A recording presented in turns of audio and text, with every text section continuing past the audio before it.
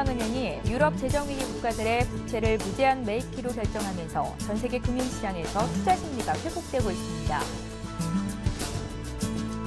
정부가 서비스 산업이 제조업에 비해 차별받지 않도록 제도적으로 보완키로 했습니다. 정부가 북한의 수혜 지원을 공식 제의했습니다. 국제신용평가사 피치는 아시아 국가들의 재정 안정성이 신용등급 평가의 중요한 요소로 작용했다고 밝혔습니다. 시청자 여러분 안녕하십니까? 스타인 경제 현장의 최은정입니다. 코스피 지수가 유럽 중앙은행의 국채 매입 소식 등으로 크게 상승하면서 거래를 마쳤는데요. 증시와 관련된 소식을 김종선 기자 연결해 들어봅니다. 안녕하세요. 안녕하세요. 예, 오늘 코스피 지수는 기관과 외국인의 쌍끌이 매수로 크게 상승했는데요. 마감 시황 자세히 전해주십시오. 네, 오늘 코스피 지수는 전날보다 48.34포인트, 2.57% 오른 1929.58로 장을 마쳤습니다. 전날 유럽 중앙은행이 무제한 국채 매입 계획을 발표했는데요. 미국 고용 지표도 개선됐다는 소식에 미국 증시가 급등한 영향으로 오늘 국내 투자 심리도 개선되면서 증시가 크게 올랐습니다. 코스피 지수 상승률은 지난 1월 3일 2.69% 오르고 7월 27일 2.62% 오른 데 이어 올 들어 세 번째로 큰 폭이었습니다. 오늘 기관과 외국인은 각각 4,124억 원, 3,080억 원어치를 사들이면서 지수 상승을 이끌었는데요. 반면 개인은 차익 실현에 나서면서 7,336억 원어치를 내다 팔았습니다. 오늘 프로그램 매매는 589억 원 매수위를 기록했습니다. 업종별로는 의료 정밀이 가장 크게 오른 가운데 전기전자, 건설업, 운송장비 등도 3% 이상 상승했습니다. 유럽발 훈풍에 증권, 금융업도 올랐는데요. 통신, 전기가스업 등은 내렸습니다. 시가총액 상위 종목 중에는 삼성전자와 SK하이닉스가 급등한 가운데 KB금융, 신한지주 등도 상승했습니다. LG화학, 현대중공업, 현대차, SK이노베이션도 3% 이상 강세를 보였는데요. 반면 NHN과 한국전력 등은 하락했습니다. 예, 전문가들은 이번 ECB의 결정으로 유럽 위기와 관련한 불확실성은 다소 낮아질 것으로 예상을 하면서도 추세적인 상승세를 보이기에는 어려울 것이라고 전망을 하고 있다고요? 네, 그렇습니다. 마리오 드라기 유럽 중앙은행 총재는 어제 정례 금융통화정책 회의 이후에 스페인과 이탈리아 등 재정위기 국가들의 국채를 무제한 사들이기로 했다고 밝혔는데요. 유럽 중앙은행의 이번 결정으로 유럽 위기가 누그러들 조짐을 보이자 국내 투자 심리가 개선되면서 증시가 큰 폭의 오름세를 보였습니다. 전문가들은 유럽 중앙은행의 국채 매입 결정이 단기 호재일 뿐 추세적인 상승 재료는 되지 않을 것으로 보고 있는데요. 경기 턴어라운드에 대한 신호가 여전히 약한 데다 미국의 3차 양적 완화가 현실화되지 않을 경우 주가가 추세적인 상승세를 보이기는 어려울 것이라는 전망이 우세합니다. 특히 다음 주에 유럽 안정화 기구 라 불리는 ESM의 합헌 여부를 가리는 독일 헌법재판소의 결정을 비롯해 아이폰 5 공개, 3차 양적 완화 여부를 결정지을 미국 연방공개시장위원회, 그리고 국내 선물 옵션 동시만기, 유럽 연합 재무장관 회의 등 굵직굵직한 이벤트들이 줄줄이 대기하고 있는 만큼 투자자들의 신중한 접근이 필요하다는 설명입니다. 전문가들은 유럽 중앙은행의 결정으로 단기적으로 유럽 위기에 대한 우려는 다소 완화됐고 위국들이 재정 건전성을 개선하기 위한 시간적 여유를 확보한 점은 긍정적이라고 평가했는데요. 그러나 그리스를 제외한 나머지 위기국들의 평균 정부 부채 만기가 6.2년인데 반해 이번 결정에 따른 매입 대상은 3년물 이하의 단기 국채라는 점에서 궁극적인 해결책이 될 수 없다는 지적도 나오고 있습니다. 예, 안철수 테마주로 불리는 기업의 주요 주주들이 주가가 급등한 틈을 타서 잇따라 보유 주식을 처분하고 있다는데 자세히 전해주십시오. 네, 전날 써니전자는 재무구조 개선을 위해서 자사수 50만 주를 장내 처분한다고 어제 공시했는데요. 이는 지난 5일 종가 8,010원 기준으로 40억 500만 원에 달하는 규모입니다. 써니전자의 1사분기 매출액 48억 원과 맞먹는 규모인데요. 이미 써니전자의 주요 주주 5명은 지난달 28일부터 101만 주 이상을 장내 매도하면서 약 100억 원어치를 손에 쥐었습니다. 지난 5월 이후 써니전자의 대주주들이 주식을 팔아 확보한 돈은 모두 180억 원에 달합니다. 주요 주주들이 자사주를 대량으로 매도하기 시작한 지난달 말 1만 원을 넘어섰던 써니전자의 주가는 현재 7천 원까지 폭락한 상태인데요. 써니전자는 최근 3년간 영업이익과 당기순이익이 적자 상태를 지속하고 있습니다. 또 다른 안철수 테마주인 오픈베이스도 지난해 말 800원대이던 주가가 최근 3,000원대로 올라서자 주요 주주들이 자사주를 처분하고 나섰습니다. 미래산업도 주가가 급등한 틈을 타 한 임원이 지난 4일 보유 주식 5만 7천여 주 가운데 5만 주 이상을 매각하면서 차익 실현에 나서기도 했습니다. 이들 기업들이 실적과는 상관없이 안철수 서울대 융합과학기술대학원장의 정치 행보에 편승해서 주가가 폭등하자 주요 주주들이 서둘러 차익 실현에 나서고 있어 상장사들의 도덕적 해이에 대한 우려가 높은 상황인데요. 이와 관련해 한국거래소는 8월 한 달간 오픈베이스와 미래산업 8월부터 한 달간 오픈베이스와 미래산업, 우리들 제약 등 정치 테마주 9개 종목의 평균 주가가 102% 이상 상승했지만 매출액과 영업이익, 당기순이익은 감소하거나 적자폭이 늘어난 상태여서 투자에 유의할 필요가 있다고 지적하고 있습니다. 예, 오늘 증시 관련 소식은 김종성 기자에게 들어봤습니다. 잘 들었습니다. 고맙습니다.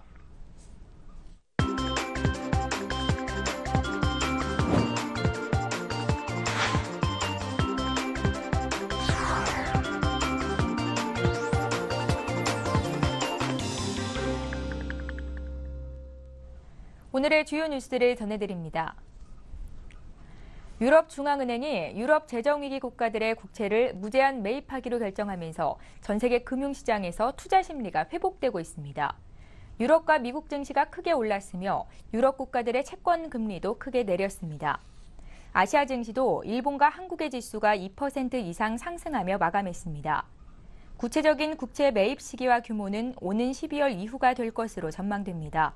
그러나 전문가들은 유럽 중앙은행의 국채 매입이 근본적인 대책이 아니기 때문에 재정 위기와 경기 침체 해결에는 시간이 걸릴 것이라고 내다봤습니다.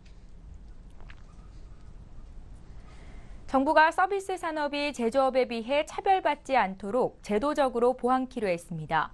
박재환 기획재정부 장관은 정부 과천청사에서 위기관리 대책 회의를 주재하고 서비스 산업 차별 완화 방안을 발표했습니다. 박 장관은 그동안 제조업 위주의 정책 추진으로 인해 서비스업이 상대적으로 차별을 받아왔다며 앞으로 일자리 창출과 성장 동력의 핵심인 서비스업 발전을 위해 제조업과 서비스업 간 차별을 완화하는 것이 매우 기요하다고 밝혔습니다. 정부는 이에 세제 지원, 재정 지원, 금융 지원, 서비스 인력 확충 등 크게 4가지 분야 서비스업 차별 개선을 추진할 방침입니다. 정부가 북한의 수혜 지원을 공식 제의했습니다. 류익 통일부 장관은 북측의 수혜 지원을 논의하기 위한 접촉을 제의했으며 답을 기다리고 있다고 국회 대정부 질의에서 답변했습니다. 정부가 제시한 접촉 시기는 추석 전인 이달 하순입니다. 이에 대해 북한은 아직까지 답변을 해오지 않은 상황입니다.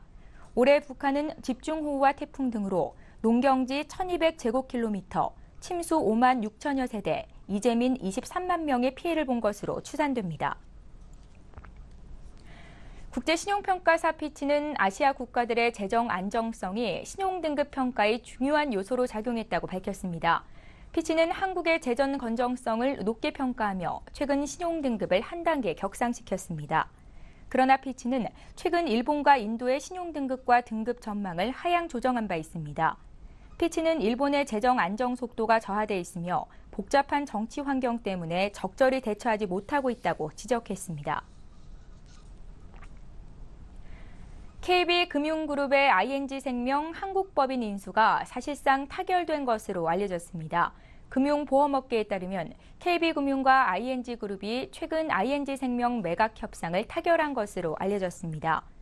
ING생명은 애초 매각대로 3조에서 3조 5천억 원 선을 제시하고 KB금융은 2조 6천억 원을 제시해 양측의 가격 차이가 컸으나 최근 양측이 입장 차이를 좁힌 것으로 전해졌습니다. KB금융이 ING생명을 인수하면 삼성생명과 대한생명, 교보생명에 이어 국내 생명보험업계 4위로 올라서게 됩니다. 서울 강남 서초 송파구 등 이른바 강남 3구에서 영업 중인 부동산 중개업소의 올해 평균 주택 매매 건수가 1.14건에 불과한 것으로 나타났습니다. 부동산 정보업체 주부동산 서브에 따르면 강남구는 1,986개 중개업소의 주택 거래 중개 건수는 1,844건에 그쳐 업소당 평균 거래량이 한 건에도 못 미치는 0.93건을 기록했습니다. 서초구는 평균 0.94건, 송파구는 1.58건이었습니다. 앞서 국제신용평가사 피치사가 우리나라의 국가 신용등급을 A+에서 AA-로 한 단계 상향 조정했다는 소식을 전해드렸었는데요. 우리 경제를 이처럼 긍정적으로 보는 시각과는 달리 대부분의 국내외 연구기관들은 비관적인 전망을 내놓고 있다고 합니다. 오늘 관련된 내용을 서민우 기자 연결해 들어봅니다. 안녕하세요. 네, 안녕하십니까? 예, 어제 피치가 한국의 신용등급 전망을 상향 조정했었죠? 네, 그렇습니다. 어제 저녁 6시를 좀 지난 시각이었는데요. 무디스, 스탠다드앤푸어스와 더불어 3대 국제 신용평가사인 피치가 우리 정부 측의 국가 신용등급을 한 단계 상향 조정한 사실을 알려왔습니다. 종전에 A+에서 AA-로 올린 건데요. 지난달 무디스가 한국의 국가 신용등급을 올린 지 10여일 만의 일입니다. 특히 피치가 우리나라의 신용등급을 올린 것은 지난 2005년 이후 약 7년 만이고요. 이번에 받은 등급은 외환위기 이전인 1997년 이후 15년 만의 일입니다. 더욱이 이번 등급 상향 조정으로 한국의 신용등급이 세계 경제대국인 일본이나 중국보다 한 단계 위로 올라갔다는 점에서 의미가 크다고 할 수 있습니다. 예, 그렇군요. 그런데 이런 국제신용평가사와는 달리 국내외 기관들은 우리나라 경제에 대해서 비관적인 전망을 내놓고 있다고요. 네, 그렇습니다. 어제 예상치 못한 좋은 소식이 있었지만 우리 경제를 보는 국내의 기관들의 시각은 여전히 차갑기만 합니다. 정부는 올해 우리나라의 경제 성장률을 3.3%로 보고 있지만 대부분 기관들은 이미 2%대 성장을 기정사실화하는 분위기인데요.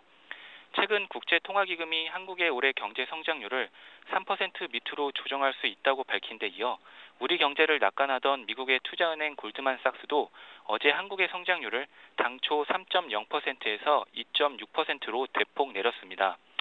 앞서 JP모건이나 노무라 등 주요 10개 글로벌 투자은행들이 제시한 지난달 기준 한국의 성장률 전망치는 최저 2.5%로 이미 3%대 벽이 무너졌습니다. 지난달 한국경제연구원은 올해 한국의 성장률 전망치를 3.2%에서 2.6%로 내렸고요.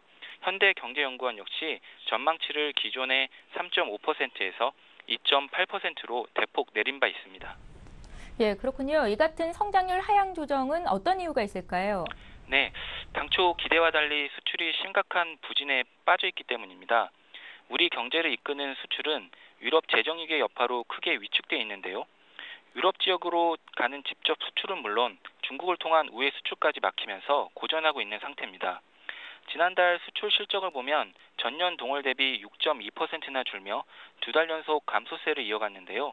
특히 주력 수출 품목인 선박, 자동차, 철강, 휴대폰 등이 동시에 부진에 빠지면서 낙폭을 키웠습니다. 문제는 유럽 재정 위기가 장기화할 가능성이 높아서 하반기에도 이 같은 흐름이 개선될 여지가 없다는 점인데요.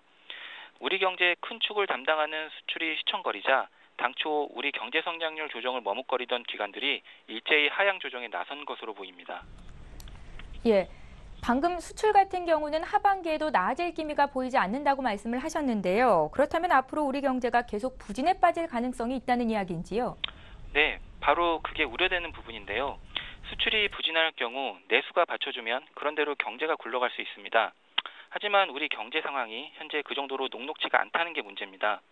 기업들은 대외 경제 여건이 불안함에 따라 설비 투자를 꺼리고 있고 소비 역시 가계부채에 덫에 걸려 침체돼 있습니다. 한마디로 내수에 기대할 여지가 크지 않다는 겁니다. 어제 기획재정부가 내놓은 자료를 보면 우리나라 기업들의 설비 투자 증가율은 1990년대 절반에도 미치지 못하고 있습니다. 설비 투자가 부진하면 기업의 생산 감소로 이어지고 이는 다시 다양한 경로를 통해서 소득 감소와 고용 위축 등 경기 부진의 악순환을 만들어낼 수 있습니다. 더 큰 문제는 잠재 성장률이 떨어지고 있다는 점인데요. 최근 국내 연구기관들은 한국의 잠재 성장률을 심리적 마지노선인 4%대 아래로 보고 있습니다. 잠재 성장률은 보통 한 나라의 경제가 물가 상승을 유발하지 않으면서 달성할 수 있는 성장률을 의미하는데요. 쉽게 말해 한 국가 경제의 기초 체력이라고 생각하면 됩니다. 지금의 어려운 경제 상황이 단순한 경기 부진에 불과하다면 경기가 회복될 경우 다시 활력을 찾겠지만 잠재 성장률이 4%대 아래로 추락하는 경우엔 이야기가 달라집니다. 경기 침체가 장기화할 경우 잠재 성장률이 1%대까지 추락할 가능성까지 나오는데요. 그만큼 앞으로 우리 경제의 앞날이 어둡다는 의미입니다. 때문에 떨어진 잠재 성장률을 끌어올리기 위해 정부 차원의 특단의 대책이 필요한 시점입니다. 예, 지금까지 경제부의 서민우 기자와 함께했습니다. 말씀 잘 들었습니다. 네, 감사합니다.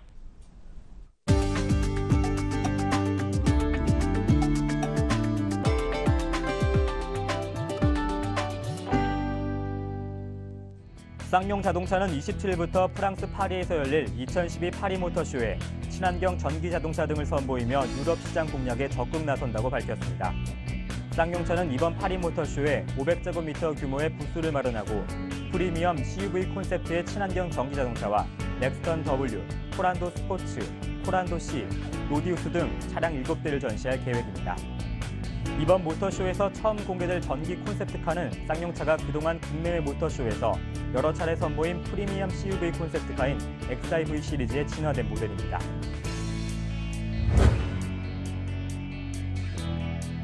현대중공업이 미국 엔진 전문 업체 커민스와 손잡고 건설 장비용 엔진 시장에 진출합니다. 현대중공업은 울산 본사에서 합작법인 현대 커민스 엔진 유한회사를 설립하기 위한 계약 서명식을 가졌습니다. 공장은 대구 테크노폴리스 산업단지 내 7만 8천 제곱미터로 연간 생산 5만 대 규모로 설립되며 2014년부터 본격적으로 양산을 시작할 계획입니다. 현대중공업은 굴삭기 등 건설 장비 수출이 큰 폭으로 늘면서 핵심 부품인 엔진의 안정적인 공급 확보가 중요해져 합작법인을 설립하게 됐다고 설명했습니다. CJ제일제당은 오늘 10일부터 설탕 출고가를 평균 5.1% 인하한다고 밝혔습니다. 이는 최근 국제 원당 가격이 안정화에 따른 조치입니다. 이번 인하로 하얀 설탕의 1kg 출고가는 1,363원, 15kg 출고가는 17,656원으로 가격이 내립니다.